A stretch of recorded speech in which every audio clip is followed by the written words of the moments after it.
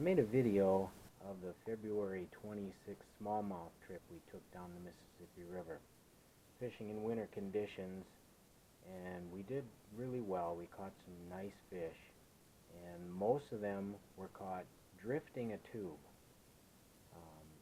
I told people about it, and they didn't really know what I meant. They didn't understand what I meant about drifting a tube. So I thought, well, I'll make a little video here and show exactly how we were catching these fish. Normally, when you're fishing a tube, at least for me, normal is this. Put them on for smallies, I put it on a jig head like this and leave the hook exposed. And that gets you a different kind of action.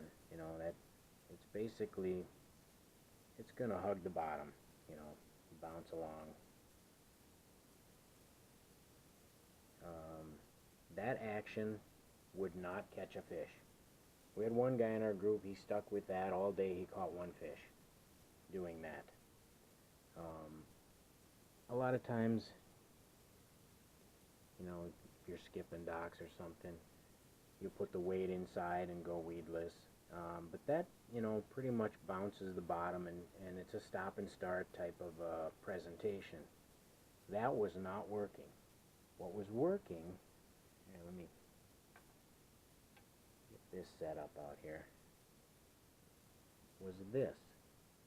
Split shot about 9 inches up from the tube. Tube is just on a wide gap hook, and it's weightless. But that action got all kinds of bites. Same tube, same color, just that different presentation is what they were looking for. Let me explain the spot that I was fishing. This is the riverbank back here. All this black stuff is rubble. This rubble comes out about 12 yards from the bank. At that point, it rolls from 1.5 feet deep right into 4 feet of water. So there's a definite break, an edge right there, and that's where these fish were holding up. Current, and there was a pretty good bit of current there. Laminar flow, I mean, it wasn't ripping, but there was current, and you can see it in the video that I'll show you in a little bit. Current direction is that way. Here's me. Sunglasses, big smile, because I'm catching fish. Now, to target these fish, I would cast back this way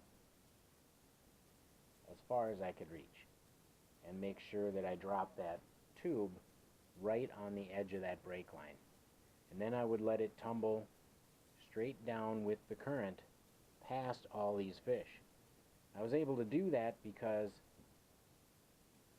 this is a long cast, this is a short distance.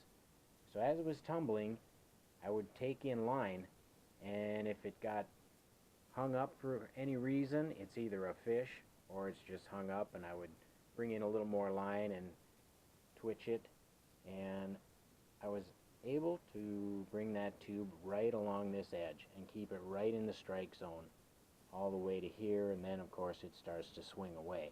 But I did pick up some bites here as it was swinging away. I think they get desperate and think it's getting away, so they go ahead and grab it. I know that they weren't staging out here because I tried a bunch of drifts down through the middle and I wouldn't catch anything. So I know I was pulling them off of this edge back here. Now, one question that's probably going to come up, trying to anticipate that, is why don't I just set up the kayak right here, cast straight up, and drift it back? The reason for that is I've watched smallies on some of the smaller rivers that I fish.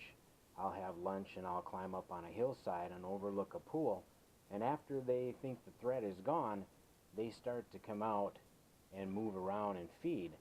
And unlike largemouth, they're not as ambush oriented. they come out and they will move. They will cruise this whole edge looking for food.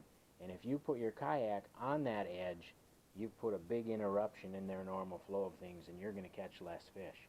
But if you can cast up here and let it drift right through the strike zone and keep a safe distance back, you're going to catch a lot more fish.